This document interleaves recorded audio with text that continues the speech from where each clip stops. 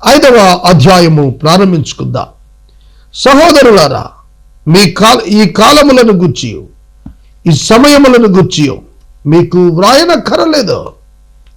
అవునండి, అపోస్తలుల చేత యేసు ప్రభువు చేత కాలములను గూర్చి సమయములను గూర్చినటువంటి వృత్తాంతం ముందస్తుగానే చెప్పబడింది.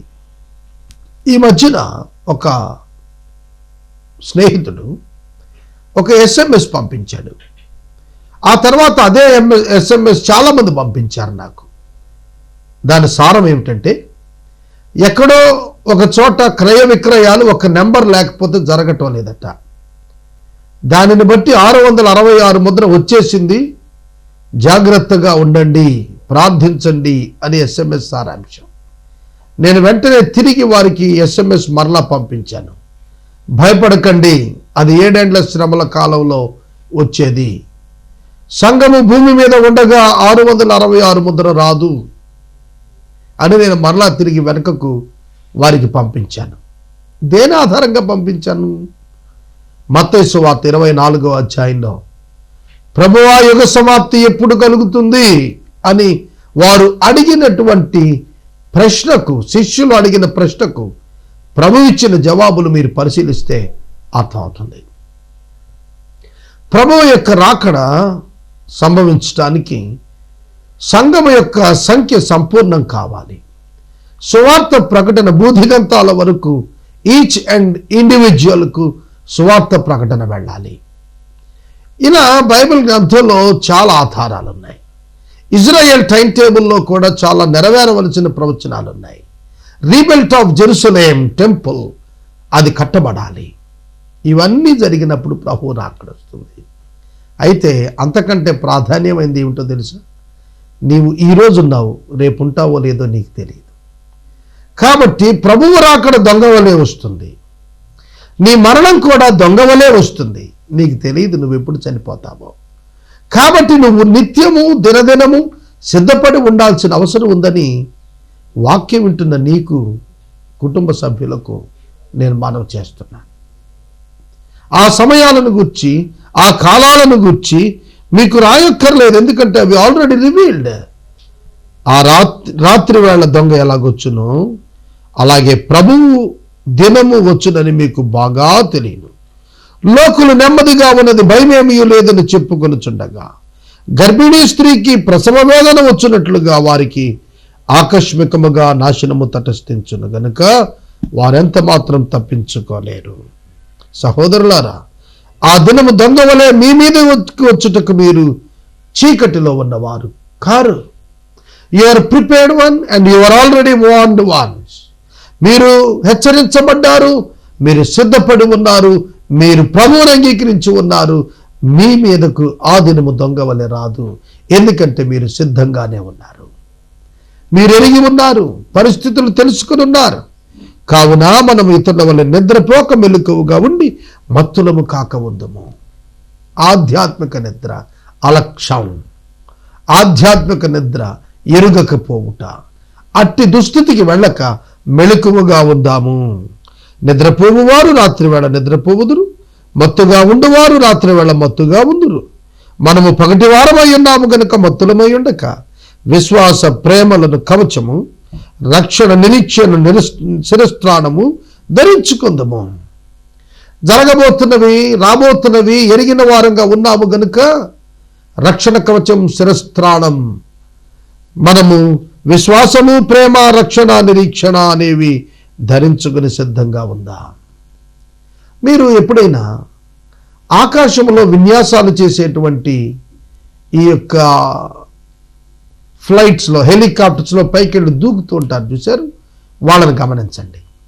వారు ఆ యొక్క పేరాచూట్స్ కట్టుకొని, శరీరానికి ఆర్మర్ ధరించుకొని వారు దూకటానికి సిద్ధంగా వారు నిలబడి, వారు అనుకున్న క్షణంలో వారు దూకేస్తారు. సిద్ధపడి దూకుతున్నారు. అతనికి తెలుసు దూకబోతున్నానని, ఎంత ఎత్తులో ఉన్నాడో తెలుసు, ఎంత ఎత్తు నుంచి ఆపరేట్ చేయాలో తెలుసు, సిద్ధపడి దూకుతున్నాడు. కారణం, అతడు కాన్ఫిడెంట్గా ఉన్నాడు. నేను ధరించుకున్నాను పారాచూట్, నేను ఆర్మర్ ధరించుకున్నాను, నాకు శిరస్త్రాణం ఉంది, నాకు ప్రాణాపాయం లేదని తెలిసిన తర్వాత అతడు దూకుతాడు. కనుక రాబోతున్నటువంటిది ఎరిగి ఉన్నాం కనుక, ప్రభు అక్కడ రాబోతోంది ఎరిగి ఉన్నాం కనుక సిద్ధపడదాం. ఈ రాత్రికాలం వాక్యం వింటున్న మీరు సిద్ధపడాలని మనవి చేస్తున్నాను. దేవుడు మనలను రక్షణ పొందటానికే తప్ప ఉగ్రత పాలవటానికి నియమించలేదు. ఇది ఎంత గొప్ప మాట. దేవుడు సంఘాన్ని రక్షణ పొందటానికి నియమించాడని పౌలు చెబుతున్నారు. మనం మేలుకొని ఉన్నా నిద్రపోతున్న తనతో కూడా జీవించు నిమిత్తం ఆయన మన కొరకు మృతి పొందాడు. కాబట్టి మీరిప్పుడు చేయించున్నట్టుగానే ఒకరిని ఒకడు ఆదరించి ఒకరికొకడు క్షేమాభివృద్ధి కలుగ చేసుకోండి. వండర్ఫుల్ అండి. ఈ మాటలు చాలా అద్భుతమైనటువంటి మాటలు, ప్రతి విశ్వాసి ఆచరించాల్సినటువంటి మాటలు. మీరిప్పుడు చేయించు ఉన్నట్టుగానే మనం చేస్తున్నామా? ఆనాడు దశలోనికి సంఘం చేస్తోంది, పౌలు ప్రశంసించాడు. ఇవాళ నేను వాక్యం చెబుతున్నాను, నేను మీరు ఈ కార్యాలు చేస్తున్నామా? అదేమిటట, ఒకరిని ఒకడు ఆదరించండి, ఒకరిని ఒకడు క్షేమాభివృద్ధి కలుగ చేయండి.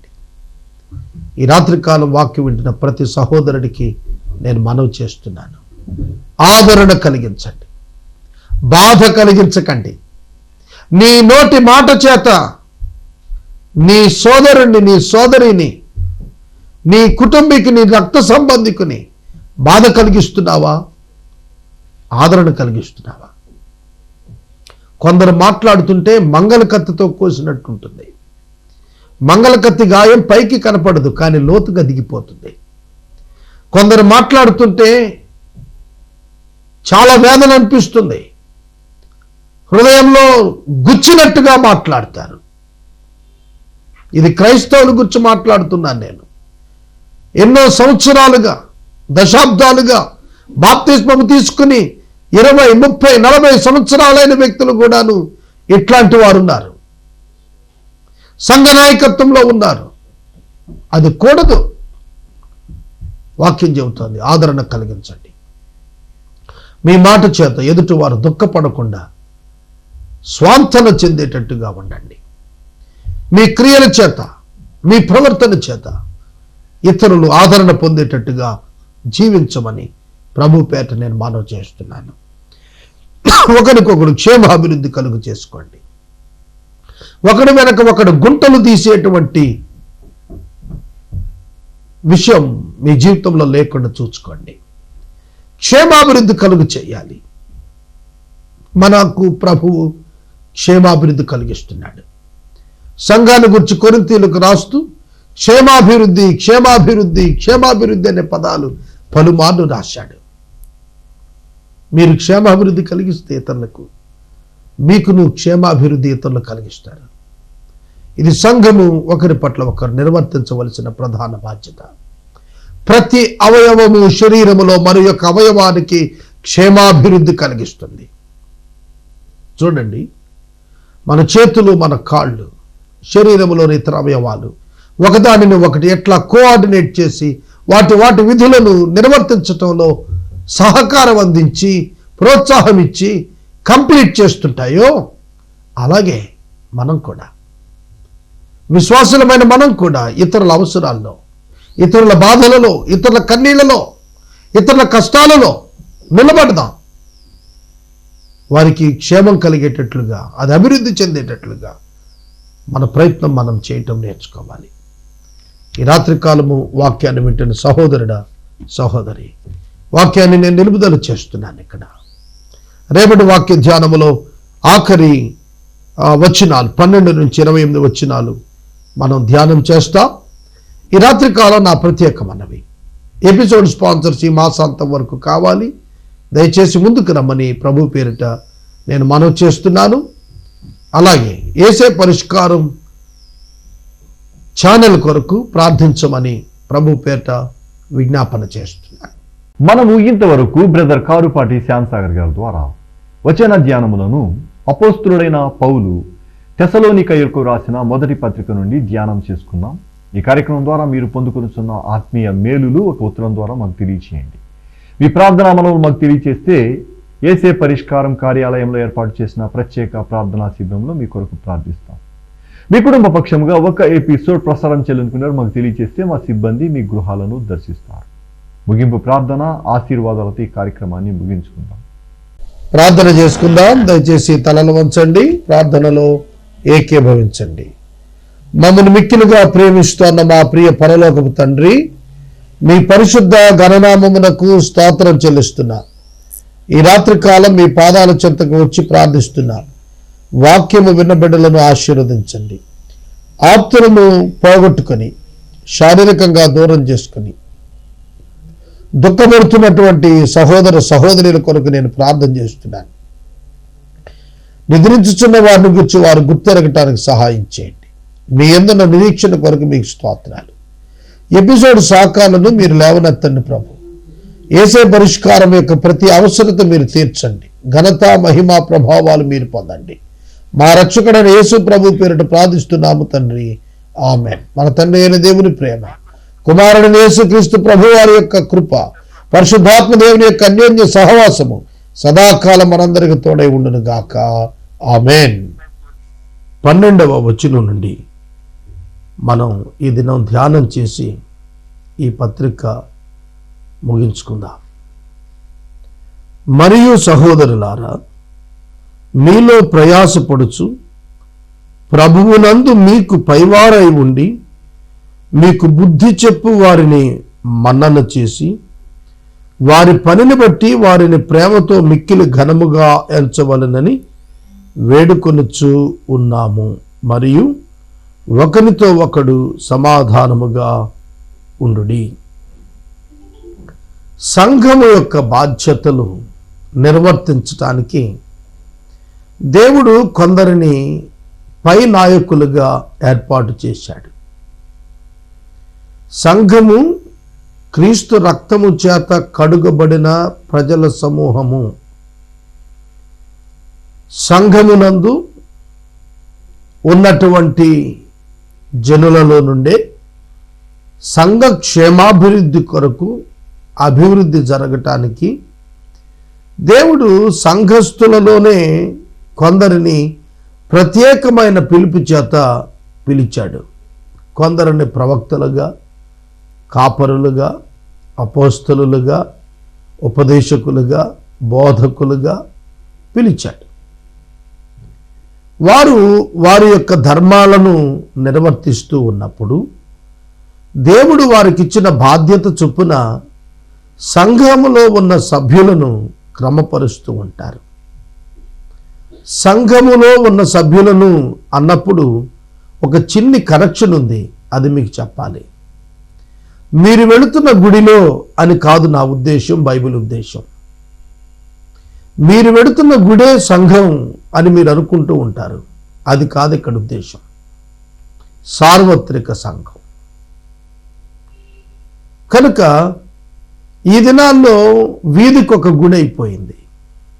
వీలైతే వీధికి 3 గుళ్ళు ఉన్నాయి, కూడా ఏలూరులో ఉన్నాయి. మీ సంఘం, మీ పై నాయకుడు అనే పదం మీరు లిమిట్ చేసుకున్నారు. సాధారణంగా ఈ లోకంలో ఉన్న క్రైస్తవ జనాంగం ఒక లిమిటేషన్ ఏర్పరచుకున్నారు. వాస్తవానికి అది కాదు. సంఘము దేవునిది, దేవుని ప్రజలు సార్వత్రికం. ఈ సంఘాన్ని హెచ్చరిక చేయటానికి దేవుడు కొందరు నాయకులను ఏర్పాటు చేసుకున్నాడు. కొందరిని ప్రత్యేకంగా పిలుచుకున్నాడు. ఆ పిలువబడినటువంటి వారు ప్రయాస పడుతున్నారు ప్రభువులో. అది వారికి ఇవ్వబడిన ఆధిక్యత. కాబట్టి వారు మీ పైవారై ఉన్నారు. మీకు వారు పైవారై ఉండి మీకు బుద్ధి చెబుతున్నారు. మీరు వారిని తోలనాడకండి, మన్నన చేయండి, గౌరవించండి. Accept them. మన్నించండి అంటే యాక్సెప్ట్ దెమ్. చూడండి, మీకు బుద్ధి చెప్పుచున్నవారు, మీకు పైగా ఉన్నటువంటి వారు, దేవుని సేవకులుగా ఉన్నటువంటి వారు, దేవుని యొక్క ఆలయ ధర్మాన్ని నిర్వర్తిస్తున్నటువంటి వారు బుద్ధి చెప్పినప్పుడు అంగీకరించండి. ఈ దినాల్లో సేవకుడు బుద్ధి చెబితే విశ్వాసులకు ఇష్టం ఉండటం లేదు. విశ్వాసులు చాలా సులభంగా తిరుగుబాటు చేస్తున్నారు. చూడండి, కొన్ని పర్యాయాలు కొందరు విశ్వాసులు 30-40 సంవత్సరాలుగా విశ్వాసులు ఉంటారు. కానీ సంఘ కాపరి చాలా చిన్నవాడై ఉంటాడు. బహుశా యవనస్తులు కూడా ఉండి ఉంటారు. కనుక వయసును బట్టి వచ్చినటువంటి అభిమానమో, అనుభవాన్ని బట్టి వచ్చిన అభిమానమో, భక్తి జీవితాన్ని బట్టి వచ్చిన అభిమానమో కానీ పైనాయకులుగా ఉండి బుద్ధి చెబుతున్న వారిని సులభంగా లోక ప్రకారం తృణీకరించడం ఈ దినాన కనిపిస్తోంది. కొందరు అఫీషియల్స్ ఉంటారు సంఘంలో, కొందరు రిచ్ పీపుల్ ఉంటారు, ధనవంతులు ఉంటారు, మరికొందరు టాప్ ఎడ్యుకేటెడ్ ఉంటారు. ఎవరు ఎట్లా ఉన్నా కూడా లోక ప్రకారం దేవుడు సంఘాన్ని పరిపాలించడానికి, సంఘాన్ని సరిచేయటానికి కొందరిని సేవకులుగా పిలుచుకున్నాడు. దానిలో వారి యొక్క బాధ్యత ఏమి లేదు. పిలిచినటువంటి దేవునిదే గొప్పదనం. విద్యాధికులను వెర్రివారిని చేయటానికి వెర్రివారిని పిలుచుకున్నాడు దేవుడు. బలవంతులను సిగ్గుపరచడానికి బలహీనులను ఆయన పిలిచాడు దేవుని సేవకు. కాబట్టి వారు గద్దిస్తున్నప్పుడు వారిని మన్నన చేయటం చాలా కష్టంగా అనిపిస్తుంది. కానీ గుర్తెరగండి, it is the order of God. దేవుని యొక్క క్రమము, దేవుని యొక్క విధానము కూడాను.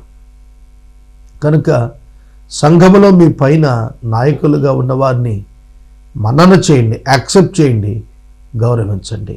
ఒకవేళ వారి బలహీనతలను, వారి కుటుంబ బలహీనతలను మీకు బుద్ధి చెబుతుండగా వారిని తృణీకరించకండి. దేవుని సేవకుడు మీ క్షేమం కొరకే మీకు బుద్ధి చెబుతాడు. వాక్యము ఆ విధంగానే వ్రాయబడింది, అదే వివరిస్తాడు.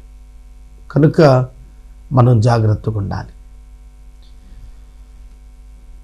వారి పనిని బట్టి వారిని ప్రేమతో మిక్కిలి ఘనముగా ఎంచాలని వేడుకుంటున్నాను. వారి పనిని బట్టి వారిని చూడండి, దేనిని బట్టి గౌరవించాలి? Not because of their education, not because of their intellectuality or anything. దేనిని బట్టి కాదు గౌరవించాల్సింది, వారు చేస్తున్న పనిని బట్టి వారిని గౌరవించండి. They are the servants of God and they are the evangelists and the pastors. వారు దేవుని సేవకులు, సువార్థికులు. వారు చేస్తున్న పనిని బట్టి వారిని గౌరవించండి. పాత నిబంధన గ్రంథంలో దేవుడు సౌలు అనేటువంటి రాజును అధికారిగా నియమించాడు. Appointed by God. దేవుని చేత అపాయింట్ చేయబడిన వాడు సౌలు. సౌలు పలుమార్లు తప్పిపోయాడు.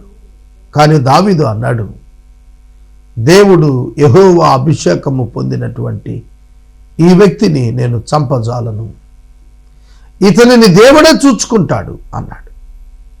గమనించండి, దావీదు సౌలుకు గౌరవము ఇవ్వటానికి కలిగిన కారణం ఏమిటంటే ద అనాయింట్మెంట్ ఆఫ్ గాడ్.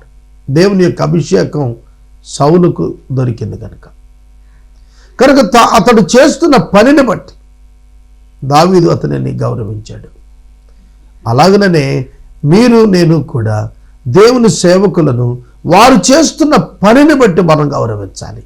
చూడండి, మనకు ఐఏఎస్, ఐపీఎస్ ఆఫీసర్స్ ఉంటారు. వారిని మనం ఎంతో గౌరవిస్తాం, వారికి భయపడుతుంటాం, వారిని ప్రేమిస్తాం కూడాను. కారణం ఏమిటంటే ఆ వ్యక్తి యొక్క పుట్టుపూర్వోత్తరాలు కానీ, తల్లిదండ్రులు కానీ, ఎడ్యుకేషన్ బ్యాక్గ్రౌండ్ కానీ, ఫ్యామిలీ బ్యాక్గ్రౌండ్ కానీ ఏమీ తెలియక్కర్లేదు మనకి. వారు చేస్తున్నటువంటి కలెక్టరు, ఎస్పీనో ఉద్యోగాన్ని బట్టి మనం వారిని గౌరవిస్తాం. అలాగే ప్రభుత్వంలో అత్యున్నత స్థానంలో ఉన్నారని వారిని గౌరవించినప్పుడు దేవుడు తన సేవకులను ఏర్పాటు చేసుకున్నాడు, వారును ఉన్నత స్థానములో ఉంచబడ్డారని మనమెందుకు భావించి గౌరవించము? ఈనాడు క్రైస్తవులు సంఘాల్లో సేవకులను చాలా చిన్న చూపు చూస్తున్నారు. అట్లాంటి వ్యక్తులు చాలామంది క్రైస్తవుల్లో ఉన్నారు. వారికే ఈ వాక్యం వారు చేస్తున్న పనిని బట్టి, దైవ సేవకులు చేస్తున్న పనిని బట్టి వారిని ప్రేమించండి, మిక్కిలి ఘనంగా ఎంచాలి. మిక్కిలి ఘనంగా ఎంచాలి, ఉట్టి ఘనం కాదు, మిక్కిలి ఘనముగా ఎంచవలనని వేడుకొనుచు ఉన్నాము.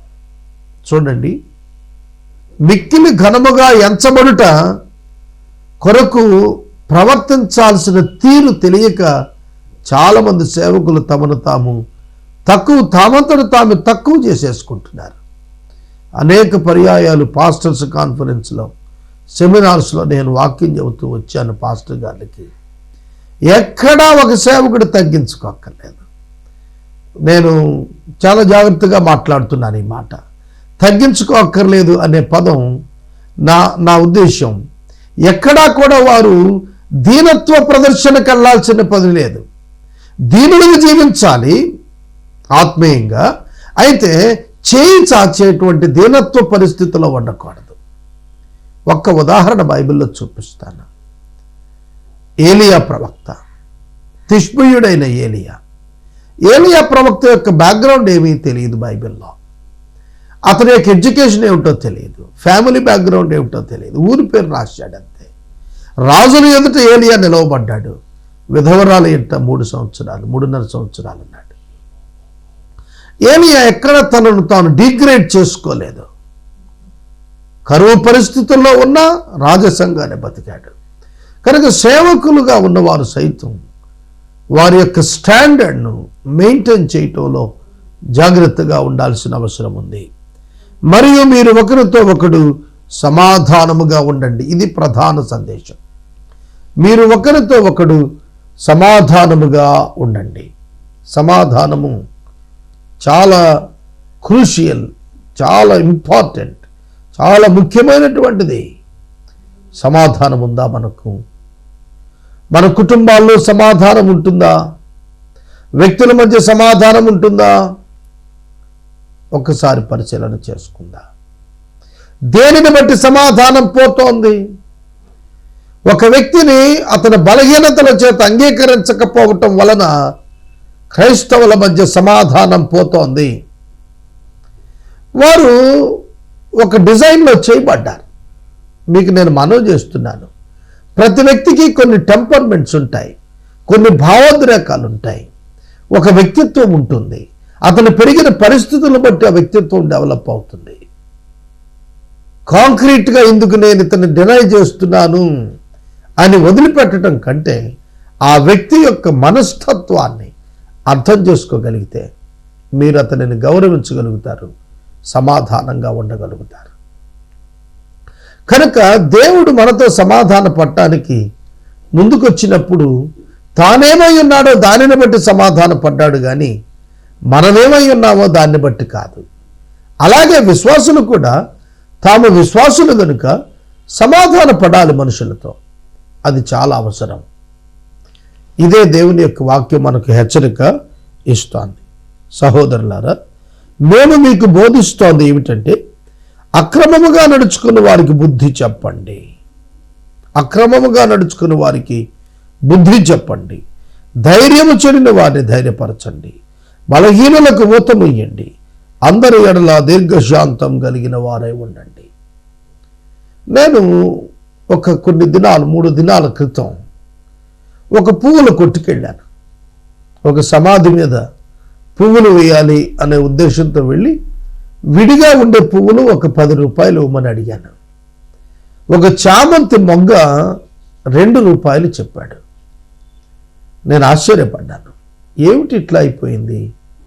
ఇంత ధరలు నియంత్రణ లేని పరిస్థితుల్లో వచ్చాయి. కొంచెంసేపు అతనితో నేను డిస్కస్ చేస్తూ వచ్చాను.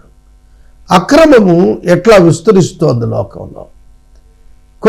కొద్దిసేపు నాకు అతనికి మధ్యన చక్కటి డిబేట్ నడిచింది. అతడు అన్నాడు, అన్నీ కూడా ఇట్లానే ఉన్నాయి, వాటి ప్రకారం నేను పెంచాల్సి వస్తుంది. ఎక్కడ చూసిన అక్రమం, లక్షల కోట్ల ఒక్కొక్క నాయకుడు వెనకాల పోగేసుకుంటున్నట్లుగా మీడియాలో వస్తూ అంటే ఆశ్చర్యం కలుగుతోంది. ఒక చామంతి పువ్వు యొక్క మొగ్గ 2 రూపాయలు అయితే 2 రూపాయలకు కిలో బియ్యం. పరిస్థితి ఆలోచిస్తూ అంటే ఇంక కొన్ని సంవత్సరాల్లో ఒక సివిల్ వార్ వస్తుందేమో. దోచుకు తినే పరిస్థితి వస్తుందేమో. అక్రమమును గద్దించండి. నేను 20 సంవత్సరాలు సేవకొచ్చి అక్రమము జరిగిన చోట గద్దించిన ప్రతి చోట నేను విరోధినైపోయాను.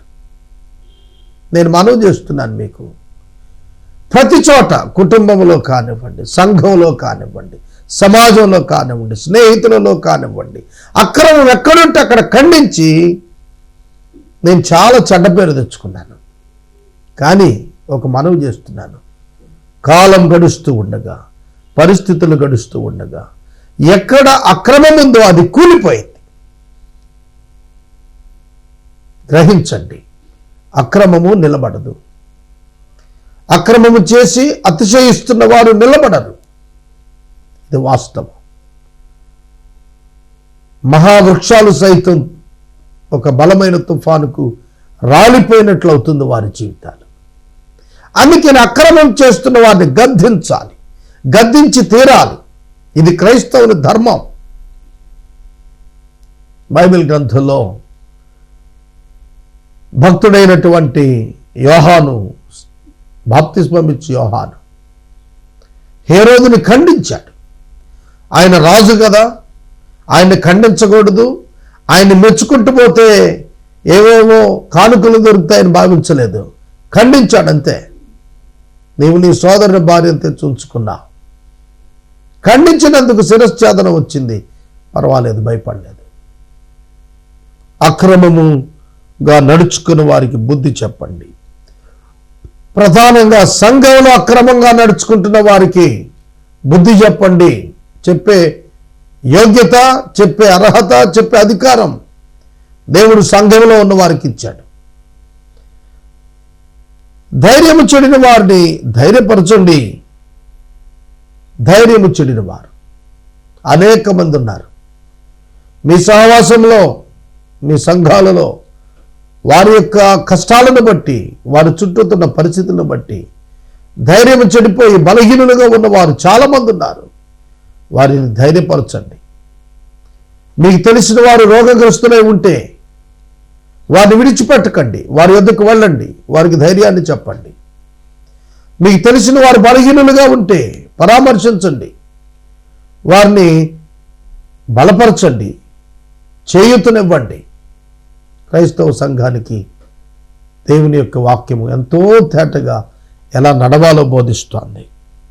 అందరి ఎడల దీర్ఘశాంతం గలవారే ఉండండి. ఎవడును కీడుకు ప్రతి కీడు చేయకుండా చూచుకోండి.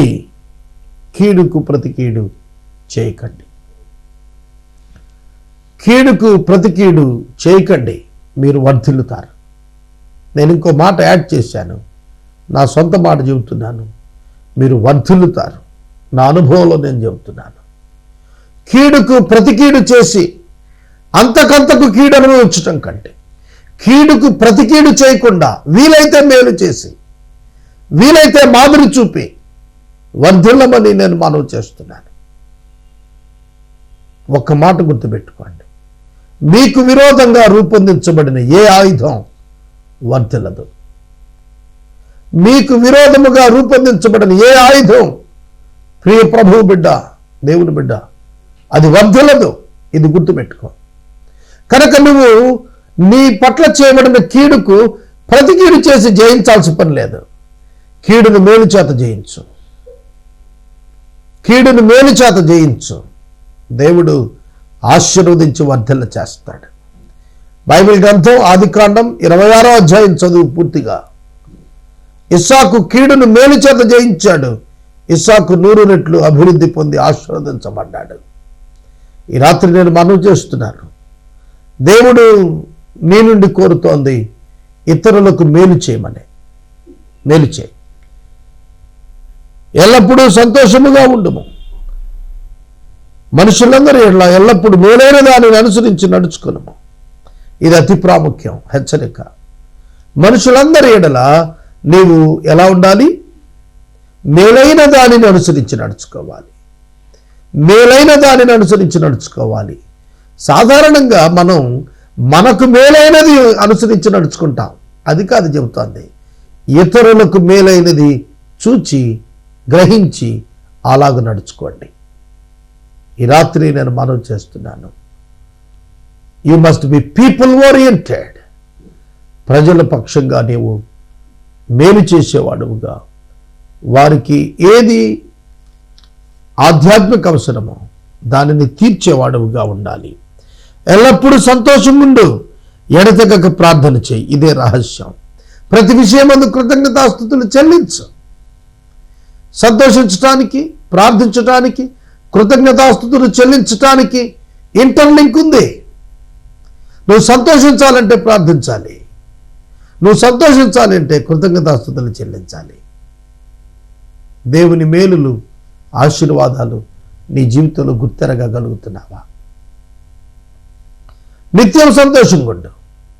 యోబు భక్తుడు తన యొక్క కుటుంబంలో మనుషులను పోగొట్టుకున్న, ఆస్తిని పోగొట్టుకున్న దేవుని స్తుతించాడు, దేవుని మహిమపరిచాడు. మనం చేయగలుగుతామా? పరిష్కారం కొరకు ఆర్థికంగా ఎంతో లోటుకి వెళ్ళాను నేను. దేవుని స్తుతించగలనా ఈ లోటులో? ఆలోచించండి. నేను స్తుతిస్తున్నాను, దేవుడు తన ప్రణాళిక చొప్పున చేస్తున్నాడని ఆయన మహిమపరుస్తాను. దేవుడిని ఎదుట పెట్టినటువంటి పనిని ఎంత హృదయపూర్వకంగా కమిటెడ్గా చేస్తావో ఆయన చూస్తున్నాడు అని నమ్మి నేను చేస్తున్నాను. నాకు తెలుసు నా డెస్టినీ దేవుడు పూర్తి చేస్తాడు. సంతోషంగా ఉండండి. ఇది చాలా గొప్ప ఆశీర్వాదం.